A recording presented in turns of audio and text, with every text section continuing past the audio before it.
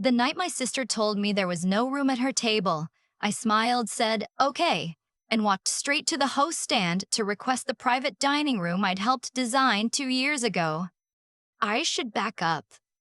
My name is Audrey, and I've worked in the hospitality industry since I was 19.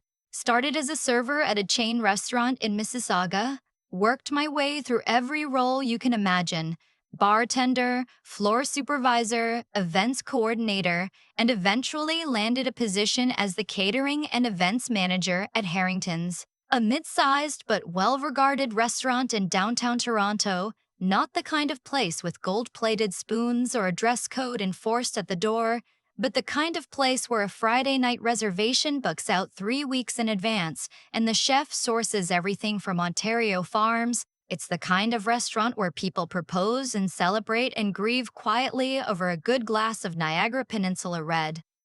I'm 31. I have a daughter named Fiona who is 8 years old and has my mother's dark eyes and my stubbornness. Her father and I separated when she was 3.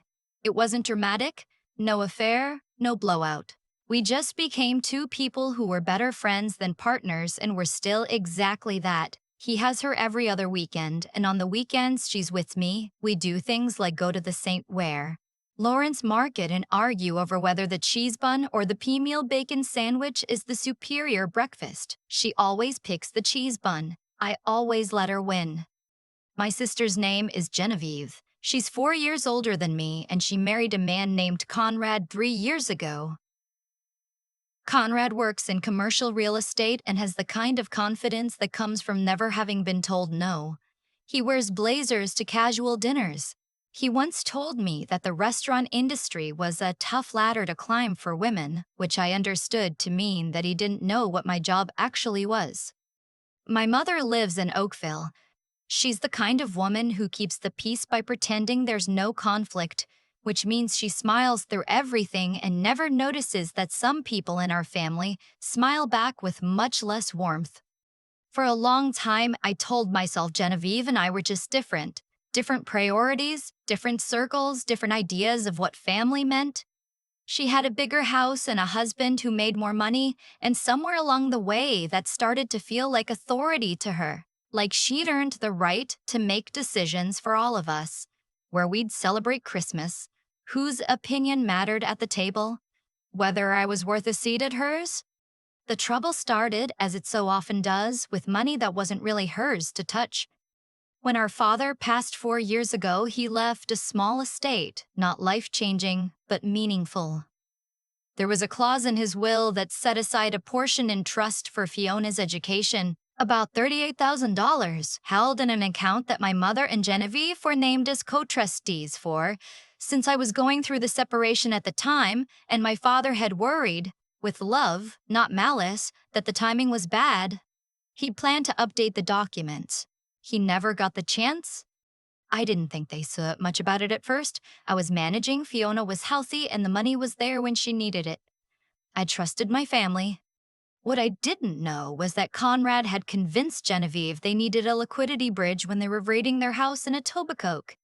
The kitchen alone cost more than my father had put aside for Fiona's entire university education.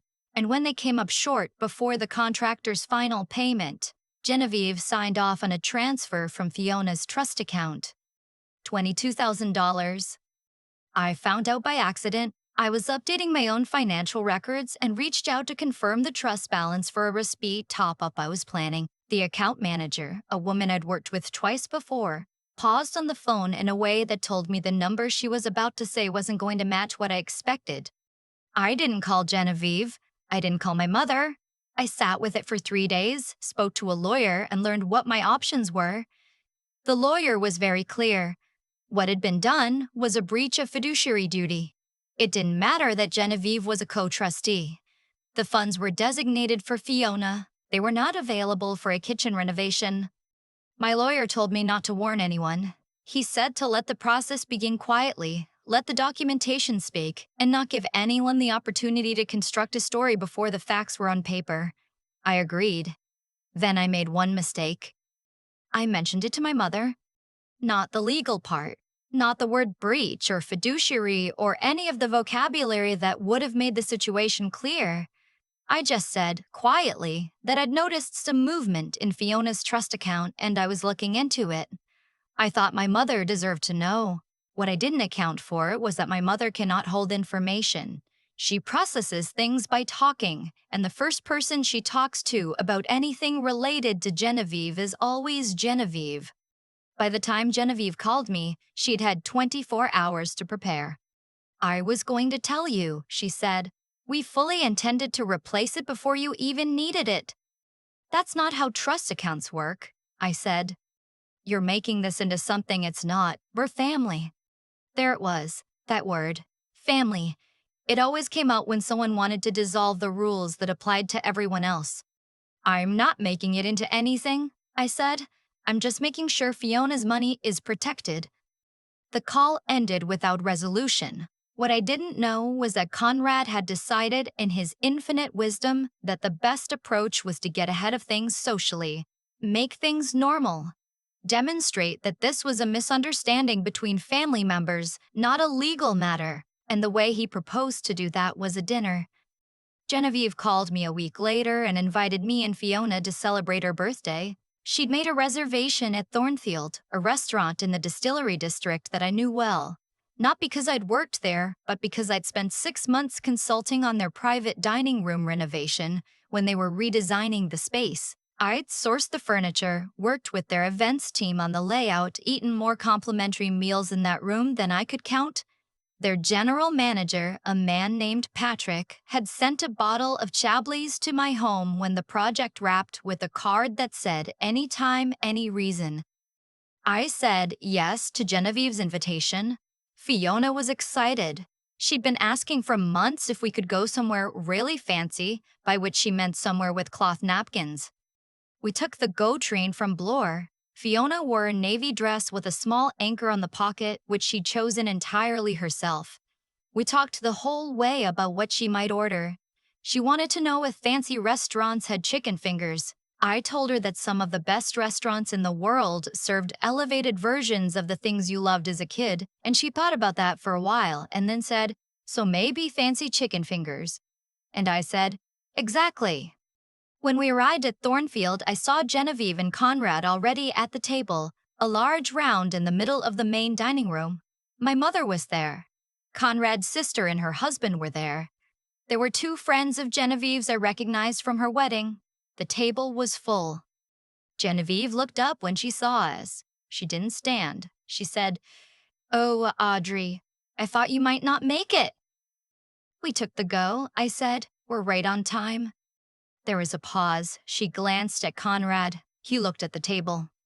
"The thing is," Genevieve said, "we ended up with more people than we expected. I think we're at capacity. There might not be seats."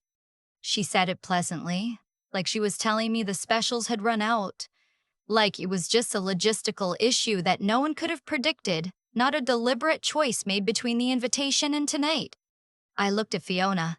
She was holding the strap of her small bag and looking at the table with the expression she gets when she's trying to understand something that doesn't make sense. 8 years old, in her anchor dress, standing in the middle of a restaurant on a Saturday night because her aunt had invited her and then decided there was no room. "No problem," I said. I took Fiona's hand. We walked to the host stand. The host that evening was a young man I didn't recognize, new, probably seasonal. But coming through the side corridor, rolling down his sleeve, was Patrick. "Audrey," he said. "The way people say your name when they're genuinely glad to see you." "Patrick. Hi, is the private dining room available tonight?" He didn't even check. "For you? Of course. Are you celebrating something?" I looked down at Fiona. "We are, actually. My daughter's been waiting to try somewhere really fancy." He crouched down to her level. "Do you have any food preferences I should let the kitchen know about?" Fiona thought very seriously. "I like chicken," she said, "and bread, the kind with the crispy outside." "We have a duck confit," he said, "that I think you would love. And our bread comes with cultured butter from a farm outside of Stratford." He stood up and looked at me. "Give me 5 minutes. The private dining room at Thornfield seats 12. That evening, it was just the two of us at a table set for two with a window looking out onto the brick courtyard where the string lights were coming on as the sun went down. Fiona pressed her nose against the glass when she saw them. Patrick had the kitchen send out an amuse-bouche, a small spoonful of something with truffle that Fiona tasted with great ceremony and declared interesting but also kind of good. The sommelier came by and asked if I'd like to see the wine list. I ordered a glass of the 2021 Toss Chardonnay because I knew it, because it was from Niagara, and because it was the kind of wine that made a quiet Saturday feel like it mattered. Out in the main dining room, I could see Genevieve's table reflected in the dark window of the courtyard. I wasn't watching them, but I was aware of them the way you're aware of weather. Fiona ate every bite of her duck confit. She asked 2 questions about where the duck came from and 1 question about why the sauce was shiny. The server answered all 3 with complete seriousness. She tipped an imaginary hat at him when he left. We were in the middle of dessert, a warm butter tart that Fiona said was better than the ones at the market, which I took as the highest possible praise, when I heard the change in volume from the main room. Conrad's voice carries. It's the kind of voice trained to fill a boardroom, and it doesn't modulate well when its owner is flustered. I couldn't hear the words exactly, but I could hear the register, insistent, increasingly clipped, the tone of a man who expects a problem to be solved because he has identified it as a problem. I heard the phrase, manager on duty. Patrick appeared at the entrance to the private room a few minutes later. He leaned in quietly. Your brother-in-law is asking about a staff discount, he said. He's saying his sister-in-law works here. I set down my fork. Can you bring him back here, please?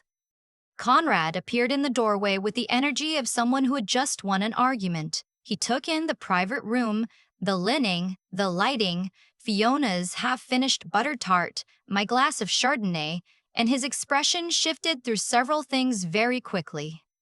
I didn't know you were here, he said. I know. Genevieve said there wasn't room. I know. He seemed to recalibrate. I was telling the manager that since you work in hospitality, there might be a courtesy. I don't work at Thornfield, I said. I consulted on this room, but I'm a guest tonight, the same as you. Right, but family discount. Most places extend something for. For family, I said. He heard it, the repeat, the weight of it. Conrad, I said, and I kept my voice very level, the way I do when I'm managing a difficult situation in a professional context. Genevieve told me tonight there wasn't a seat for us at our table, so I don't think she'd want me to characterize myself as family when it comes to your bill. He stood there for a moment. Fiona, who had been watching this with quiet, enormous attention, picked up her spoon and went back to her butter tart. Patrick handled you both as full-rate guests this evening, I said, which I think is correct. Conrad left without saying anything else. I could hear, a few minutes later, the low-heated exchange of someone explaining a bill to someone who did not want to hear it. Then quiet. Patrick came back to ask if we'd like anything else. Just the bill, I said, and please tell your chef the duck confit is wonderful. My daughter is a tough critic. He smiled. I'll let him know. Fiona and I took a taxi home because it was getting late and she'd started to lean against me the way she does when she's almost asleep on her feet. In the back of the cab, with the city lights moving past the window, she said, Mom, why didn't Auntie Genevieve want us to sit with her? I thought about it. Sometimes, I said, people don't realize what they're doing until they see what they've lost. She thought about that. But we had a better table anyway. We had a better table anyway, I agreed. The legal process moved forward the following month. My lawyer filed the necessary documentation. Genevieve and my mother were formally notified. What happened in the weeks after that is still ongoing in some respects, but what I can tell you is that a repayment agreement was reached. Fiona's trust account was restored. And Conrad, who I understand did not take the paperwork well, had several conversations with his own legal counsel about fiduciary liability. My mother called me the week after the filing. She was upset. She said I could have handled it privately, within the family. I listened until she was finished. Mom, I said gently, I tried to handle it privately, that's why I mentioned it to you first. She didn't have an answer for that. I don't know what Genevieve told her friends about that Saturday night. I don't know if she and Conrad discussed it or if she knows the full shape of what happened in that dining room. I didn't tell my mother about the bill or the ask for a discount or the private room with the butter tarts and the courtyard lights. Some things don't need to be said, they just need to happen. Witnessed only by an 8-year-old in an anchor dress who deemed the duck confit interesting but also kind of good, and decided her table was the best one in the room. She was right. I think about the moment Fiona said we had a better table anyway a lot more than I think about Conrad standing in the doorway of that private dining room working out what had just happened to him. She didn't say it to be clever. She said it because it was true and because at 8 years old she hadn't yet learned to soften the truth to make other people comfortable. That's something adults spend years unlearning, this instinct to smooth things over, to make the discomfort disappear by pretending it wasn't there. Genevieve counted on that instinct. She'd been counting on it for years. What I kept coming back to in the weeks after was how long I'd let things slide because I told myself it was easier. Not easier for me. Easier for the room. Easier for my mother who processes conflict by pretending it isn't happening. Easier for the version of family that exists in the abstract, the one that looks right from a distance even when it's quietly falling apart up close. I confuse keeping the peace with having integrity, and those are not the same thing. When I found out about Fiona's trust account, I had a choice. I could have called Genevieve and had a conversation that went nowhere, that ended with "we're family" and an unspoken agreement to let it go. I'd had versions of that conversation before. They always ended the same way, with me carrying the weight of someone else's bad decision so that everyone else could feel comfortable. What I did instead was think clearly, get proper advice, and let the facts do the work. That wasn't coldness. That was the first time in a long time that I'd respected my own judgment enough to act on it. There's something I want to say about that because I think it matters. Doing the right thing isn't always loud. Sometimes it looks like quietly calling a lawyer. Sometimes it looks like ordering a glass of Niagara Chardonnay and watching the courtyard lights come on while your daughter tries duck confit for the first time. The courage isn't in the confrontation, it's in the decision you make before anyone else knows you've made it, in not talking yourself out of what you already know is true. Fiona watched everything that happened in that room with Conrad. She didn't say anything while it was happening. She just picked up her spoon and went back to her butter tart. I used to worry about what she was absorbing, being around conflict she was too young to fully understand. I don't worry about that anymore. What she absorbed that night was that her mother didn't panic, didn't apologize, and didn't explain herself to someone who had already decided she didn't matter. That's not a small thing to witness when you're 8. I'm not going to tell you the situation with Genevieve is resolved. It's not fully, maybe not ever. But the trust account is whole again and Fiona's future is protected, and I did that by being clear-headed when it would have been much easier to be sentimental. Some people will always use the word family like it's a rule that only applies to you. The day you stop letting that word override your own sense of what's right, that's the day something shifts. Not dramatically, just quietly, like a door closing that should have been closed a long time ago. We took a taxi home. She fell asleep against my shoulder before we crossed the gardener. I looked out at the lake in the dark and thought, we're okay. We're actually okay.